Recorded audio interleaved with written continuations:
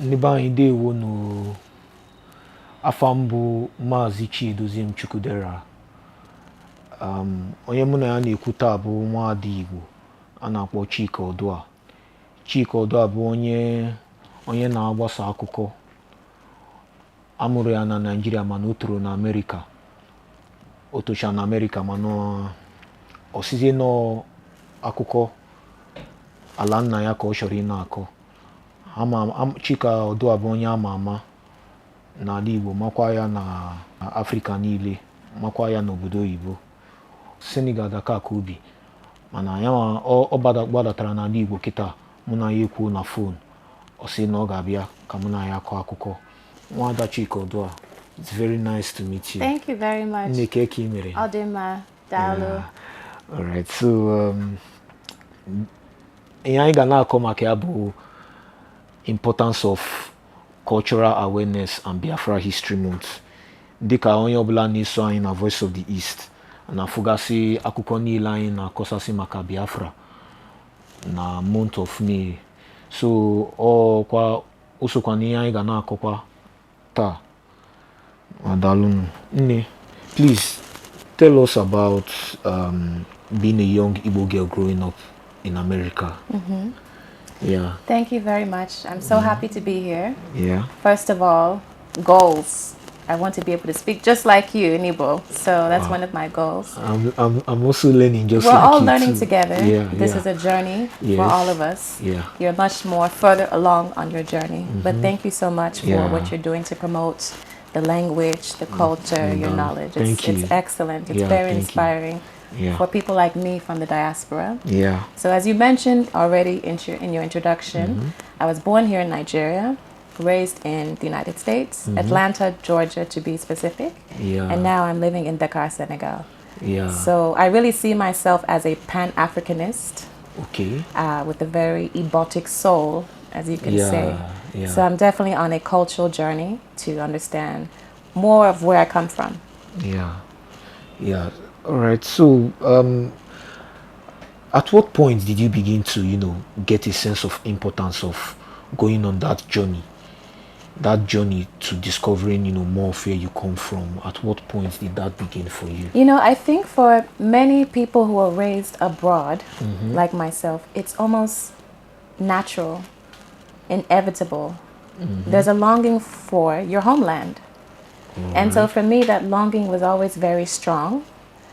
I think some people either tend to kind of assimilate into their new environment, or they have that longing. It's either one or the other. Yeah. So I fell into the second category. I always had this longing for home. I was told that maybe my umbilical cord was buried in my village. Yeah. Perhaps that's true. But from a very young age, 5, 6, 7, 8, 9, I was always questioning, what's happening over there, across the ocean, across the Atlantic Ocean. What are my cousins doing? What are my relatives doing there? So, and then at the age of 8, 9, 10, it got deeper, just that longing. So I would say it started at a very young age because I was not raised there. So it's a natural desire to know what's on the other side. Yeah. So were you able to visit, were you able to visit Igbo land when you were a child? No. So after I left at the age of 2, there was no visitation until I was a young adult. So the whole childhood was very much in the United States. Yeah. So at what point did you get the chance to eventually visit?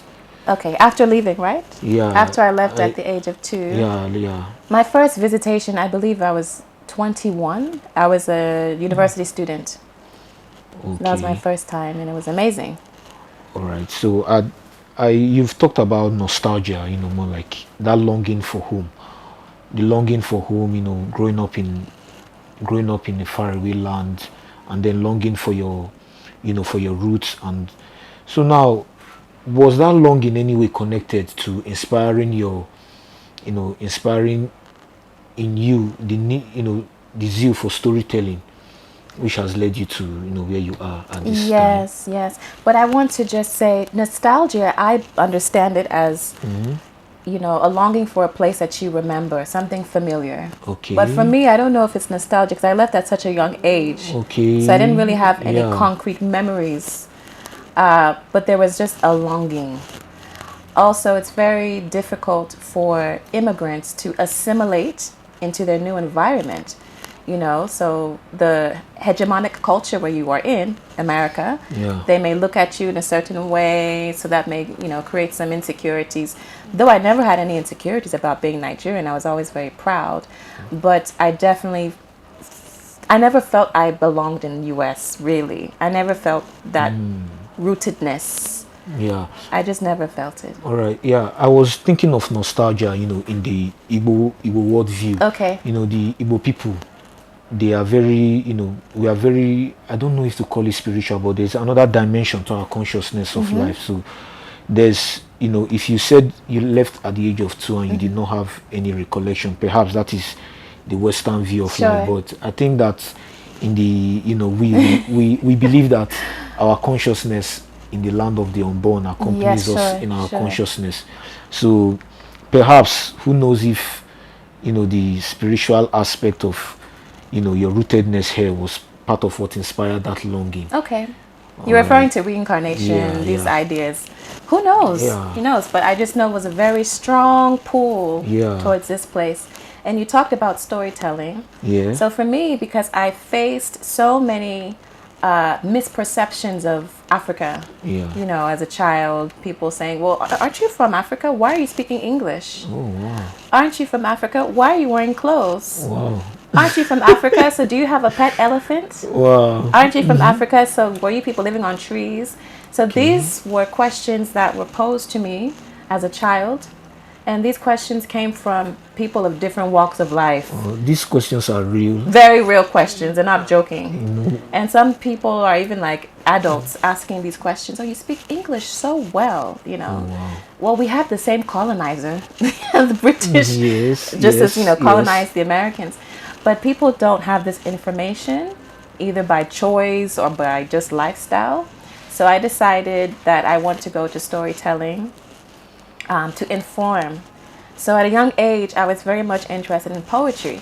So I always say that poetry and dance were my two favorite art forms. Those were how I started in the creative space. So I was always reading fiction, and then from fiction I moved more towards nonfiction. I was very much interested in cultural events, what's happening around the world, current affairs. Yeah. So it was actually my parents who said, you know what, you should consider journalism. Because at the age of 14, I was trying to see what to actually study, what to pursue, because I had so many interests: anthropology, human rights, dance, all these things. So my parents, first my mother and then my father said, consider journalism. We're seeing that's kind of like where you're leaning towards with this of your interest in current affairs. Yeah. And I said I will use journalism to educate the world about the nuances of Africa. Yeah. So when I do my stories, I'm mostly talking to the Western world Yeah. about what life is here like, the diversity.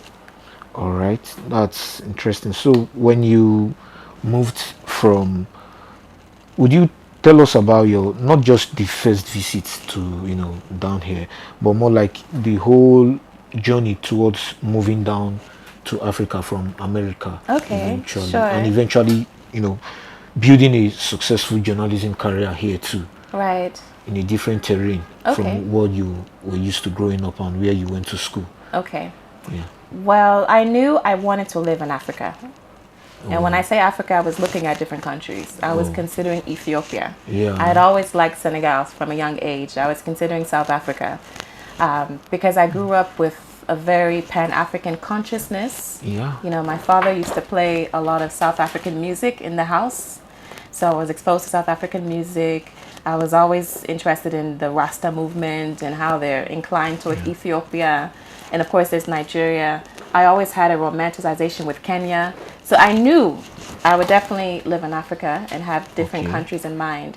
So that was always the plan since I was like 11, 12. I'm moving to Africa. And so after the university, I was living in New York, working for a TV station there. And I just felt that was 2012. I felt, okay, it's time to move. Yeah. And so, I told my parents. I had interesting reactions. Of course, there's always concern, like, are you ready? You weren't raised there. Do you know how to handle yourself? But I said, let's just take this challenge, because I like challenge. And I just felt this is the time. I felt everything I had done in life had prepared me for that moment. Yeah. So I moved, first it was actually Kenya. I lived in Kenya for a little bit, working for a TV station. Actually, K24, the very first 24-hour TV station in Kenya. And then I said, okay, now I've done Kenya, now I need to conquer Nigeria. Because once you can conquer Nigeria, you can conquer the world. Oh, yes. We hear that a lot. We get that a lot. It's for real. So, okay. So Nigeria, so I first moved to Abuja, and I think Abuja was a nice landing space for me. Then from Nigeria, Senegal, because I wanted to learn French. I wanted to understand the role of cultural promotion, cultural diplomacy. Yeah. And Senegal is very good at cultural diplomacy. Yeah. So that's, the trajectory. Yeah. But I want to, understand other parts of Africa. So I've been able to travel to many countries. Yeah. By the grace of God. Yeah, and we've heard a lot about, we've heard and we've read a lot about Pan-Africanism, this movement that is very, very much pro-African in its approach to things. And, anyway, sometimes Pan-Africanism might be criticized in some sense that, it's part of one of those things that makes the Western world want to view Africa as a whole country, and so but in as much as it's important, in as much as Pan-Africanism is important, I think it's also important that consciousness that under Pan-Africanism there are also many other cultures, So now you as an Igbo woman, could you elaborate for us a bit more about your connection, how you moved from Pan-Africanism down to your own people who are the Igbo people, because you've also done a lot of work in that aspect in Igbo spirituality, Igbo history, so what prompted you to go deeper and excavate more details from the more specific part of your culture? Right, that's a very good question. Thank you for that. As a Pan-Africanist, I think it's very important to celebrate diversity. Yeah. And there's a mistake when people think of Pan-Africanism that it's like a blanket. Yeah. And we have to avoid doing that. I really believe in emphasizing your diversity. Yeah. There's nothing wrong with differences. You just have to make sure those differences don't now lead to oppression, and hierarchy. Yeah. So there's nothing wrong with diversity. And I believe really to be someone, as a Pan-African, you have to know first where you come from, this kind of thing. We talk about the EU.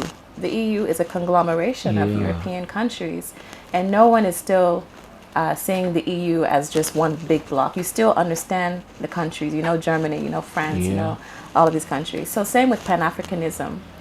So as a Pan-Africanist, yes, the Igbo culture is a priority because that's obviously my roots. Yeah. But that doesn't hinder me from appreciating other African cultures. So first with the Igbo culture, I started to read books, history, starting with obviously creative people, the music. Yeah. So I'm a high life buff, high life buff. Okay. So Celestine Oku, all these people. Interesting. Where I'm from, of course, Osadebe is the king of the king of the kings, but we have others. Yeah. I'm a really big fan of Celestine, the philosopher. Yeah. Could you sing any of his songs? I'm not a singer. I'll think of one. I'll think of one.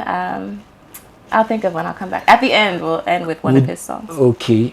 All right then. But so for me, it started with music, the high life music. Because in the high life music, there's a sense of poetry. Yeah. And just the way we express ourselves, the philosophy behind it, even the sounds, because I have a small background in music.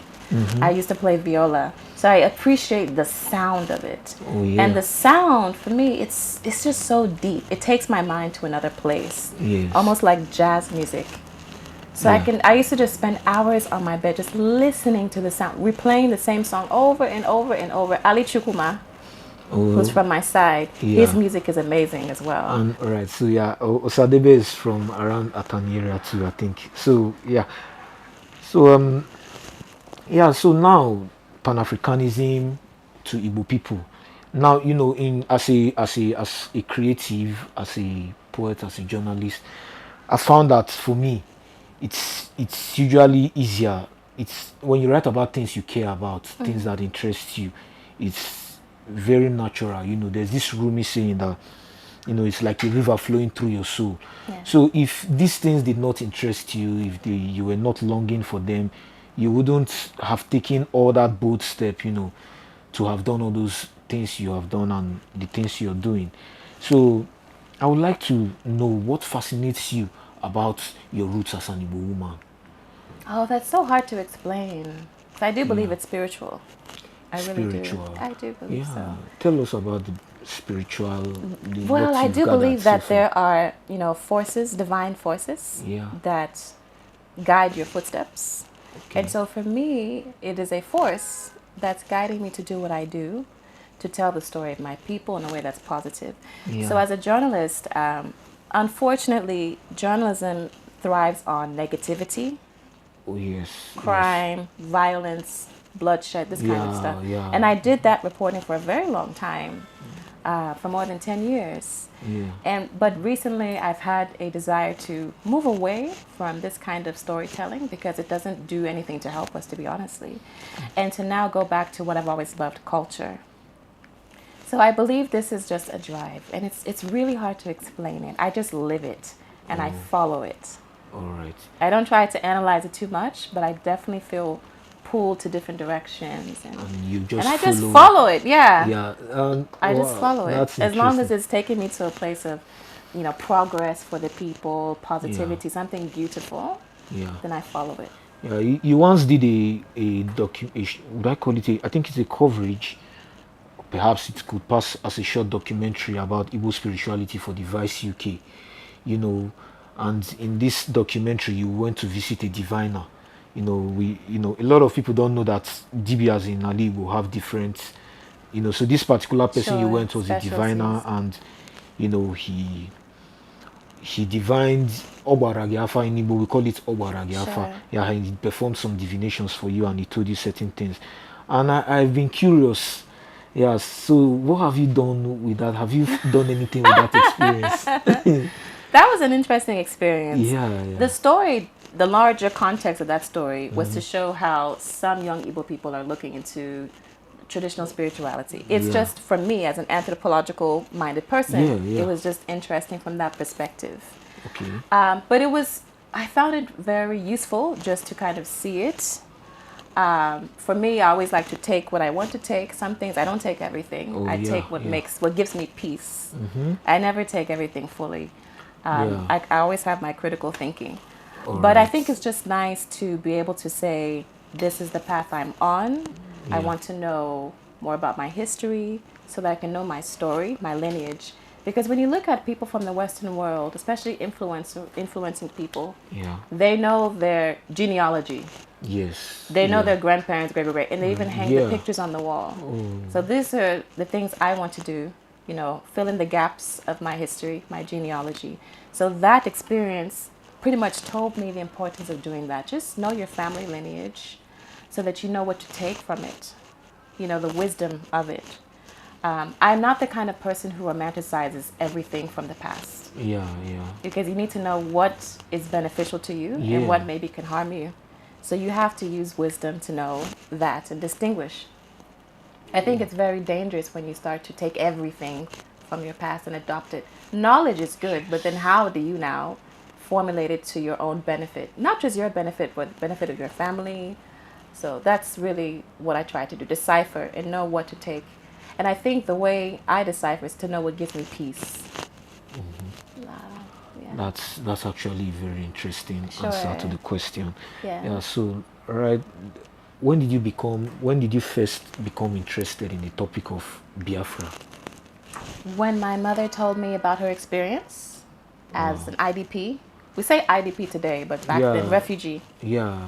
a domestic internal refugee is an IDP. So I Okay. think I was about 17 around this time, just getting into Chimamanda Adichie's book, Half of a Yellow Of Sun. the Yellow Sun. And wow. that book, I read it like every night I was reading it, just crying my eyes out. I did too. Yeah. I did too. It changed my life forever. It changed, It yeah. changed my life forever. Yes. So my mother told me she was also impacted by that war. And it was just like, my mother, a refugee? That just sounded so strange. Because on the TV, you're seeing like Yemen, Iran, Iraq. That's my idea of refugee. Afghanistan. But then like to know my own relative, not just relative, my own mother was also... That this particular reality has hit It's like, home. what? So it made the whole Afghanistan, like it hit close to what they're experiencing. So I was just like, oh, you never told me this. Like, I'm a teenager. Why am I just hearing this now? So it triggered this interest into that Biafran war. And so for then, I just kind of went on this rabbit hole, getting deeper into what exactly is this war and how did it impact not just my family, but the Southeast. Not just the Southeast, but Nigeria. And Africa in general. And the world. Because this was the first televised war in history, because TV was just an emerging technology at that time. So that just really triggered so many things, because that is part of my story. Our story. Yeah, our story. As in Debo, it's part of our story. Yeah, and well, so as a journalist, you've done a whole documentary about the genocide, which is called a war, you know, because in Igbo land here, we do look at it as a genocide, because when you bring the facts of what has happened, you know, I think it pretty much fits into that definition. So you've done a documentary about it, which was one of the documentaries that inspired me too when I was doing my earlier research, you know, about it. And could you tell us about that documentary, how how you came about it and how you went about? So it's called the Biafran War Memories. And I started around 2016. And for me, this was a way to bring in my interest in history, my craft of journalism together. Also, I do film. So what I said was, let me talk to people who are still alive today, who have some kind of recollection of this war. Either they lived in the Southeast, or they were in the West listening to the news coverage, or they were fighting. So Biafran War Memories, I get a plethora of voices. It's not just Biafrans. There are also Nigerian soldiers who I've interviewed. There are also European and American humanitarians that were bringing in relief services. So there's a whole perspective, several perspectives. It's not a one-sided thing. So I said, let me talk to these people who are still alive, because I really believe in getting them before they leave this space. We have to document this, because I think of the Holocaust in the 1940s and how the Jewish people have done such a great job in documenting and creating a whole literary legacy, a whole industry, and they never let people forget what happened to them. You know, up till now they talk about what happened in the Holocaust. We had our own Holocaust, and so we need to document it. So I decided, let me talk to people who are still alive. Some of the interviews, well, pretty much the majority are all on-camera interviews. I film everything, and then I just put the transcript there, unedited, because I don't want to write stories. It's just their voice, and raw. And the goal of this archive, it's a digital archive, was for the research purposes. People who are trying to do research all over the world. And fortunately, Biafran War Memories has become a resource tool. So frequently, I am contacted by researchers, people doing their doctoral stuff, you know, museum curators also who are asking to use my material. And I say, please, go ahead. So this is a lifelong project, Biafran War Memories. So I usually try to meet people wherever I am. If I'm in South Africa tomorrow, I will try to contact someone who remembers that war. So I want to have very much a global perspective. It's an ongoing, lifelong project. But interestingly, it's difficult to access it here in Nigeria on MTN. I just want to put that out there. All right. So, you know, when we talk about Biafra, for us Igbo people especially, it's become a defining, you know, a defining moment. It was a defining historical moment for us. And you know, sometimes we think that the past is the past, or the past is what has gone, but it has a way of, you know, driving the present. You know, there's Ngugi Wathiongo would also always say that the present is the meeting point between the past and the future, you know. And then when you look at Alibu currently, you see that Biafra is still a very, very dominant reality in the way people think and in their perception of what is called Nigeria and even of the world. So that has led to various phases of agitation. There was the Masob, which was active, very much active from 1999 to the early 2000s, and then it's kind of the agitations fizzled out. And then there was IPOB, which arose at another point where Igbo marginalization was becoming very apparent. And Mazin Nnamdi Kanu, who is the leader of the indigenous people of Biafra, that second wave of movement, is somebody who is very much loved and revered in Igbo land and has been very well persecuted by the Nigerian state. You seem to, I don't know if to call it but I think you seem to have had an interesting encounter with him, and I remember you are one of the few people he follows on Twitter, if I recall correctly. So you've written a very long profile, a comprehensive story of your visit to his home in Afaruku and interviewing him. Could you describe what you remember of that particular encounter? Sure, sure. He was very hospitable. Yeah. So I went there and he gave me access to his space. He gave me access and the liberty to ask anything I wanted to ask. And he was very frank and straightforward. But I knew that his release from prison was conditional. Yeah. The judge said that he should not speak to journalists. Yeah. So you were in kind of a... So I asked him, Yeah. you know, you have this condition. He said, don't worry about it. Let's just do this interview. Wow. So, no, he was very charming, indeed. He was very charming. But I do want to say that for many people here, Biafra is an aspiration. Yeah. And that aspiration has different manifestations. It could be a spiritual manifestation. It could be a physical land called Biafra. It can be many things, a political identity, all of these things. It could be a political consciousness, a social consciousness, if not a physical space. So I think that's quite interesting. But also I do want to say, for the sake of clarity as a journalist, that, you know, this man that we're talking about as a leader, the founder of IPOB, his reputation and his how he's being received here, it's mixed. It's mixed. It's very much mixed. It's mixed, yeah. Some people revere him. Some people are very critical. Are very critical, yeah. And some people despise him even. Sure. Yeah. And I think, you know, there's also the role perception plays in shaping history.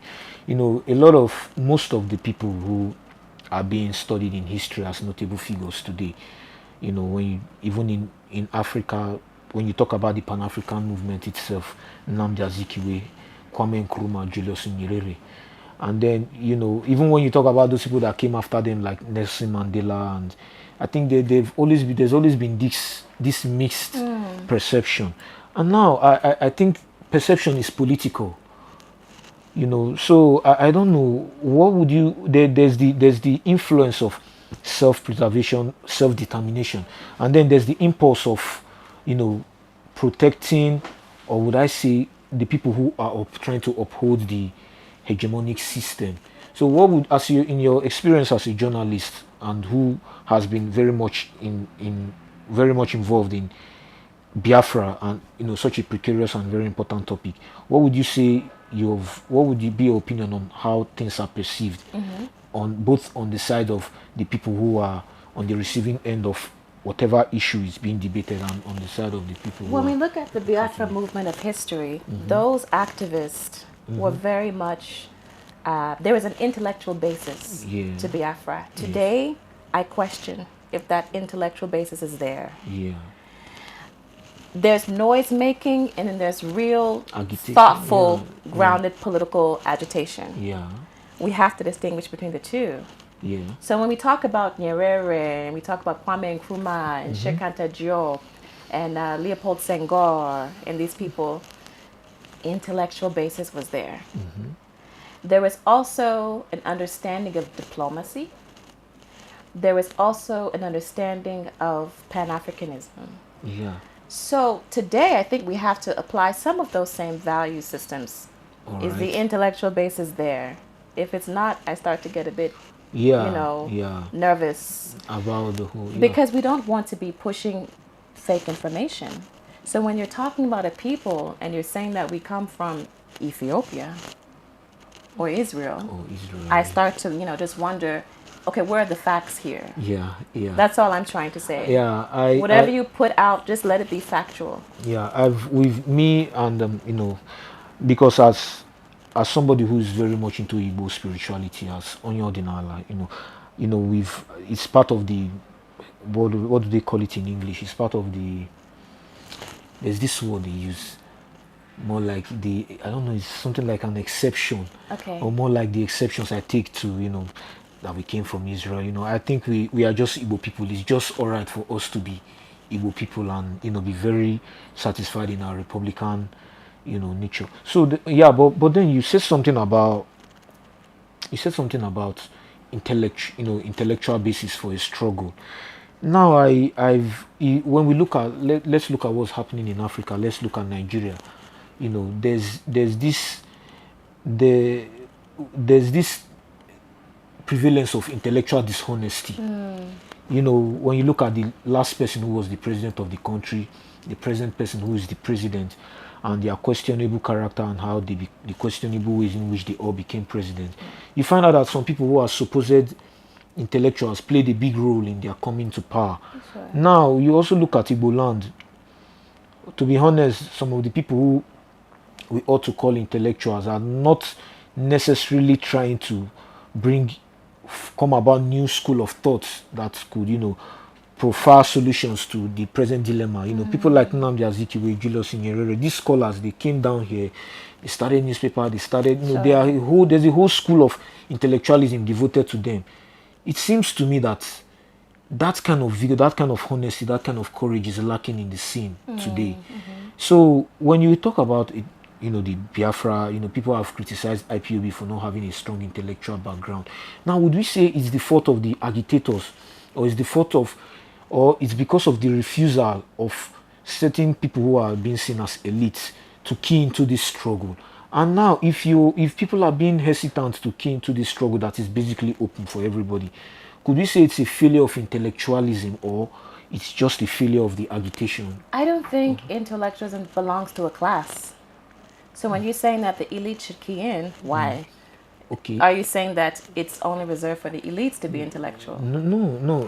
When we talk about elite, the definition of elite, it's in quotes. It could differ. You understand? But then intellectualism is not something that happens to everybody. In the intellectualism, in every struggle, there is the social aspect, there's the spiritual aspect, and then there's the one people see, which is the physical aspect. And everything is driven by ideology. Ideology is the engine that drives it, and now the ideology is fueled or weakened by the intellectual prowess driving it.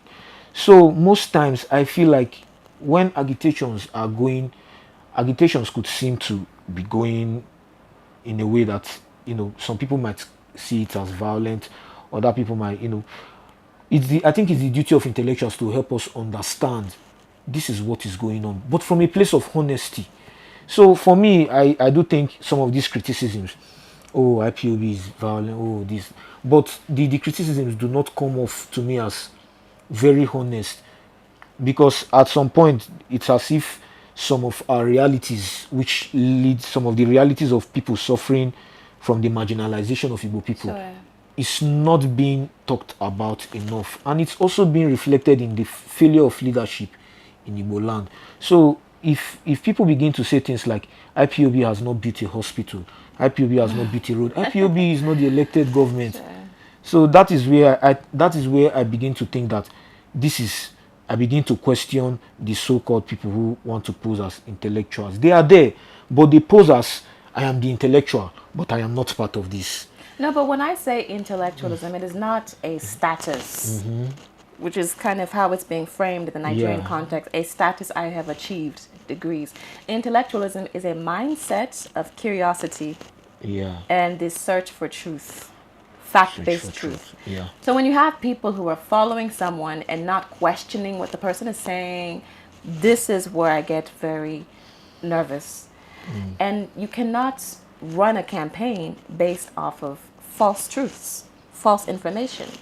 So when I talk about intellectual, it really is about questioning and looking for the greater truth in everything. So where you come from, your status in Nigeria, the marginalization, what does that mean when we say that we are marginalized? So I don't like the idea of just jumping on the bandwagon. This is very dangerous. So everyone actually has the capacity to be intellectual, to really ask yourself and be critical of any information you receive. We have to have the spirit of being able to decipher and to recognize.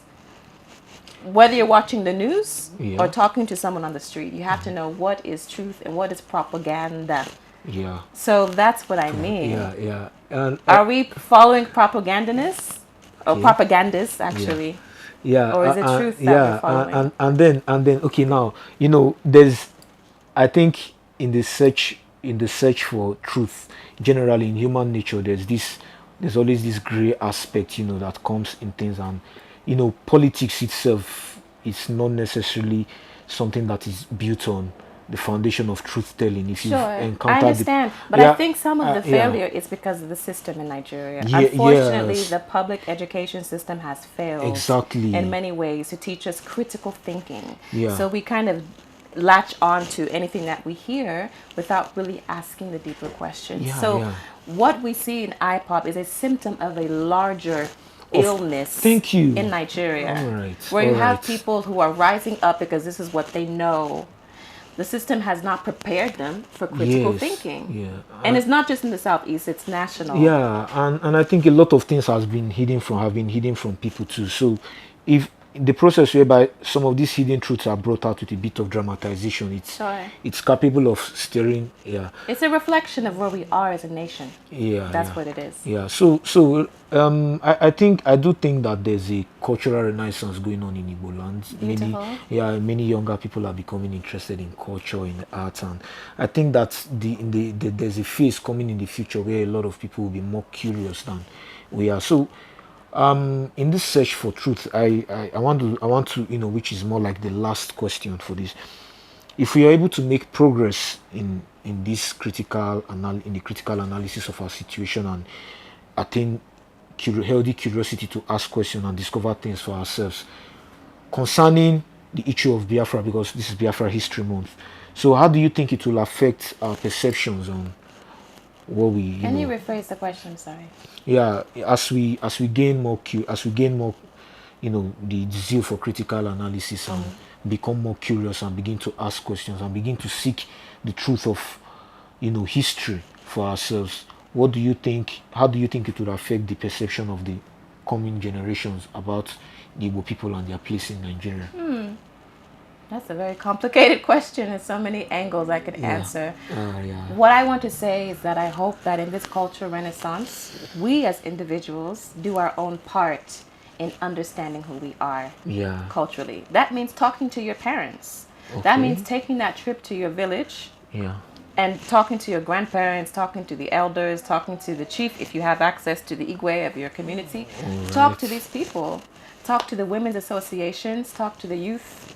So I think it is an imperative for us to go and ask questions directly, as opposed to relying on secondhand information, which is there, but also primary information is very good. So we can also do what we can. Many of us are very familiar with the genealogies in the Bible. So we can also be familiar with our own genealogy as well, where we come from, our lineage. And we should have that impetus to do the research, starting from our own selves. So time has flown literally. Yes, it has. So I want to, please, can you just give a word? I want you to give a word to Igbo people in America who are having that same longing, and all over the world, indeed, who are having that same longing. Yes. Well, the Nigerian Americans, the Nigerians in Europe, these are my people. We know each other. I'm definitely proudly Nigerian American. I represent both Igbo land and Atlanta. But I do want to say that in our hybrid identity, we should always prioritize and not forget that we're Nigerians, that we're Igbo people. So I would always encourage all of us to make out time to visit home, make it a familiar space, not something you do every once in a few years. And also just talk about it in your everyday life. Wear this culture on your body like a majestic coat. and be proud of it. Yeah, and we said we were going to end with one of Celestine Uku's. Oh my goodness. Okay, let me see if I thought of Yeah. one. This one doesn't have words. Oh, oh, Oh, oh, oh, oh, oh. I think this is Ijenu. That's Ijenu. My favorite Ijenu. is Ilo Aburochi. Okay. Oh. If onye na-eme ya jisike o. Yes. I learned this one recently. Onye na-eme ya Yes. jiri uchu. I learned Yeah. that one recently. Right. Thank you very Thank you much, so much. Nwada Chika Odinaka, Sandra Oduah, You got it. for coming here today and having this very interesting conversation with No, me. my pleasure. Yeah, I'm Yeah. so happy to